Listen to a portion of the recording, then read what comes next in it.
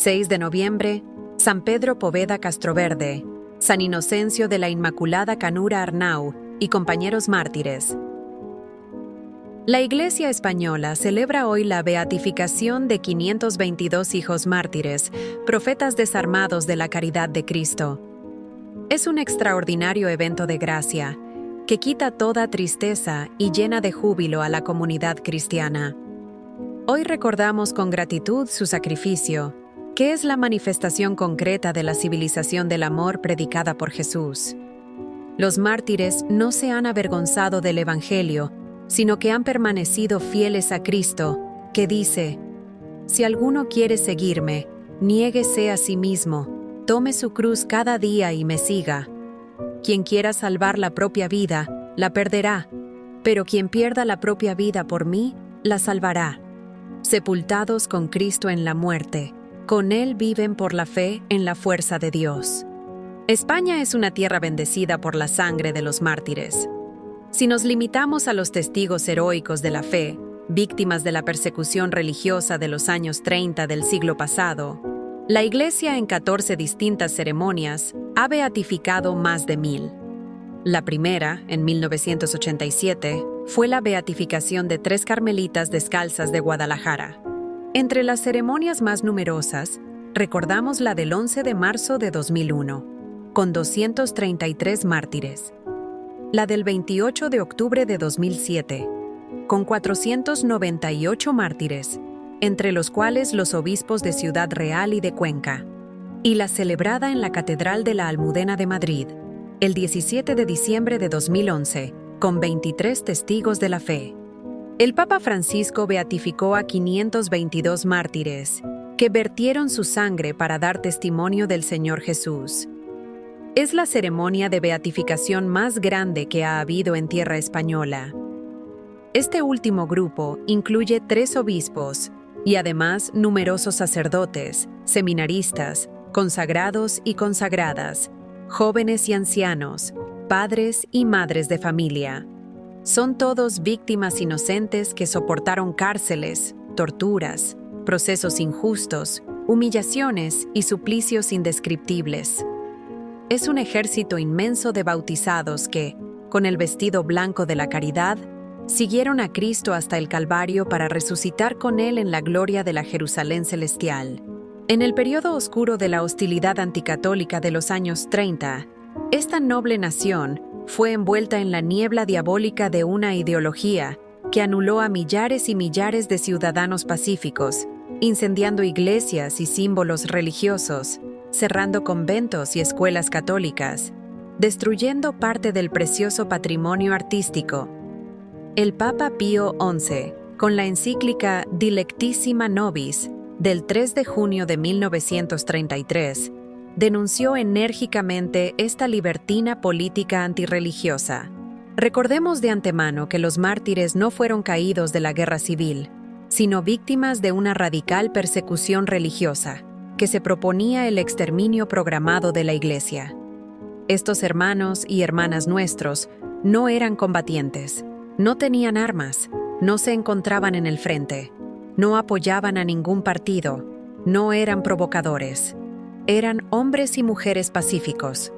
Fueron matados por odio a la fe, solo porque eran católicos, porque eran sacerdotes, porque eran seminaristas, porque eran religiosos, porque eran religiosas, porque creían en Dios, porque tenían a Jesús como único tesoro, más querido que la propia vida. No odiaban a nadie, amaban a todos, hacían el bien a todos. Su apostolado era la catequesis en las parroquias, la enseñanza en las escuelas, el cuidado de los enfermos, la caridad con los pobres, la asistencia a los ancianos y a los marginados. A la atrocidad de los perseguidores, no respondieron con la rebelión o con las armas, sino con la mansedumbre de los fuertes.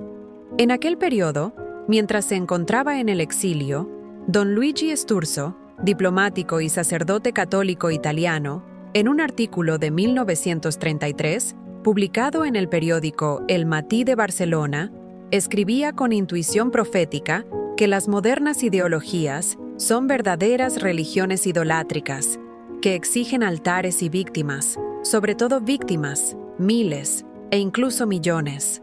Y añadía que el aumento aberrante de la violencia hacía que las víctimas fueran con mucho más numerosas que en las antiguas persecuciones romanas. Ante la respuesta valiente y unánime de estos mártires, sobre todo de muchísimos sacerdotes y seminaristas, uno se pregunta muchas veces, ¿cómo se explica su fuerza sobrehumana de preferir la muerte antes que renegar la propia fe en Dios? Además de la eficacia de la gracia divina, la respuesta hay que buscarla en una buena preparación al sacerdocio. En los años previos a la persecución, en los seminarios y en las casas de formación, los jóvenes eran informados claramente sobre el peligro mortal en el que se encontraban. Eran preparados espiritualmente para afrontar incluso la muerte por su vocación. Era una verdadera pedagogía martirial que hizo a los jóvenes fuertes e incluso gozosos en su testimonio supremo. Ahora planteémonos una pregunta. ¿Por qué la Iglesia beatifica a estos mártires? La respuesta es sencilla. La Iglesia no quiere olvidar a estos sus hijos valientes. La Iglesia los honra con culto público, para que su intercesión obtenga del Señor una lluvia beneficiosa de gracias espirituales y temporales en toda España. La Iglesia, Casa del Perdón, no busca culpables. Quiere glorificar a estos testigos heroicos del Evangelio de la Caridad, porque merecen admiración e imitación. La Iglesia, Casa del Perdón, no busca culpables. Quiere glorificar a estos testigos heroicos del Evangelio de la Caridad, porque merecen admiración e imitación. La celebración de hoy quiere una vez más gritar fuertemente al mundo que la humanidad necesita paz, fraternidad, concordia. Nada puede justificar la guerra, el odio fratricida, la muerte del prójimo. Con su caridad, los mártires se opusieron al furor del mal, como un potente muro se opone a la violencia monstruosa de un tsunami. Con su mansedumbre, los mártires desactivaron las armas homicidas de los tiranos y de los verdugos, venciendo al mal con el bien. Ellos son los profetas siempre actuales de la paz en la tierra. ¿Qué mensaje nos ofrecen los mártires antiguos y modernos? Nos dejan un doble mensaje. Ante todo, nos invitan a perdonar. El Papa Francisco recientemente nos ha recordado que el gozo de Dios es perdonar. Aquí está todo el Evangelio, todo el cristianismo. No es sentimiento, no es buenismo. Al contrario, la misericordia es la verdadera fuerza que puede salvar al hombre y al mundo del cáncer, que es el pecado, el mal moral, el mal espiritual. Solo el amor colma los vacíos, la vorágine negativa que el mal abre en el corazón y en la historia. Solo el amor puede hacer esto, y este es el gozo de Dios.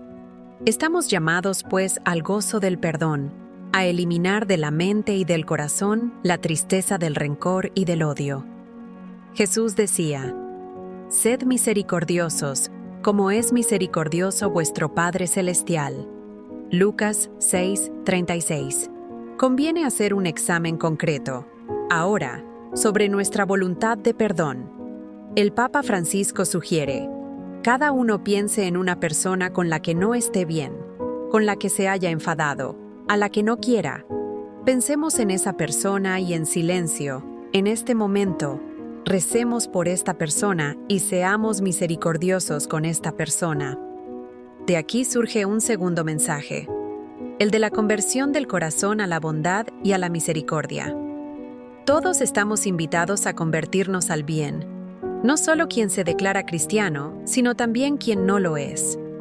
La Iglesia invita también a los perseguidores a no temer la conversión, a no tener miedo del bien, a rechazar el mal.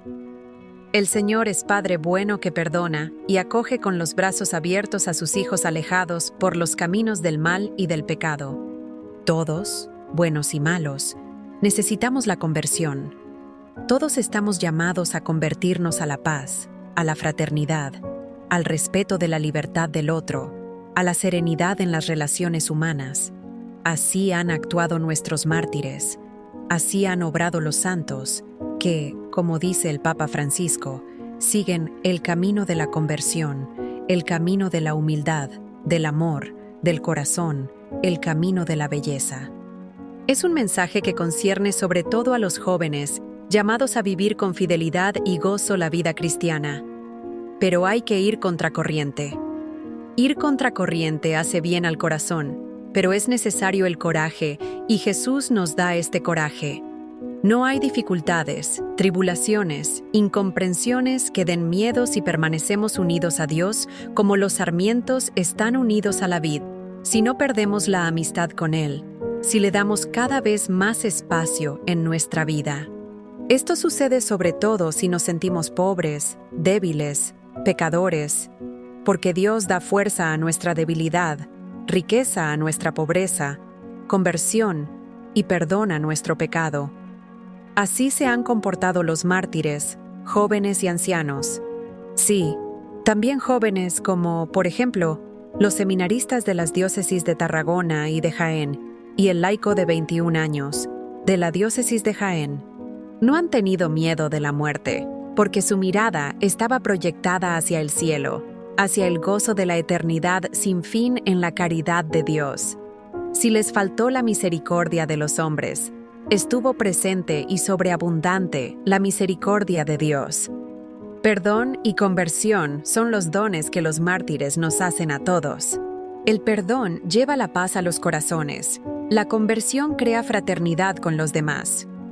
Nuestros mártires, mensajeros de la vida y no de la muerte, sean nuestros intercesores por una existencia de paz y fraternidad. Será este el fruto precioso de esta celebración en el año de la fe. María, Regina Martyrum, siga siendo la potente auxiliadora de los cristianos.